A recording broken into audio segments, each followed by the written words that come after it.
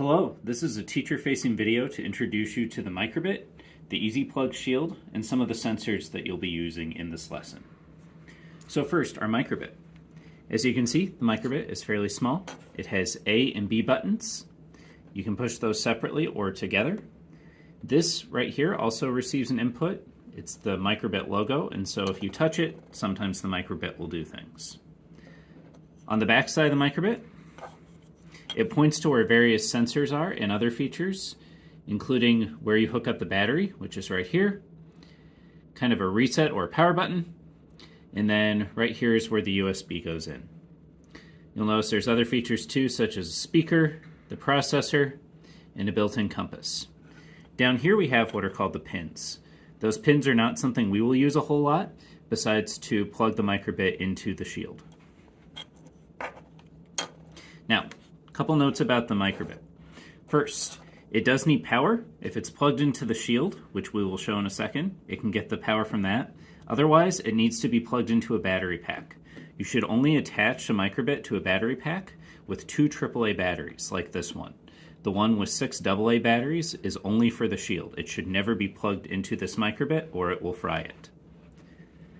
To plug that in, you find the right orientation and plug in right there. I won't show you because sometimes these are somewhat difficult to get out. Then we have the Easy Plug Shield. What this does is it basically allows the microbit to hook up to some different sensors without having to actually connect them to these pins directly, which can get kind of complicated. So the microbit goes in here. Make sure it's facing so that the near side, where there's not much left over here, is the direction that the front of the microbit is facing, with these little LED lights right here. The Easy Plug Shield also needs to be turned on. Here is where that power pack, the battery pack, goes, right there, and you turn it on right here. And then if there's a program download to the microbit, it would then light up potentially, depending on how it's set. This Easy Plug Shield has some different ports for sensors to go into if they're the right type of sensor. So the ones we're going to use in this lesson are actually P0, which is where the soil moisture sensor will be hooked up. And that's pretty easy. You just find the correct orientation for this cable and plug it in right there. And we would do the same for the temperature and humidity sensor, which looks like this.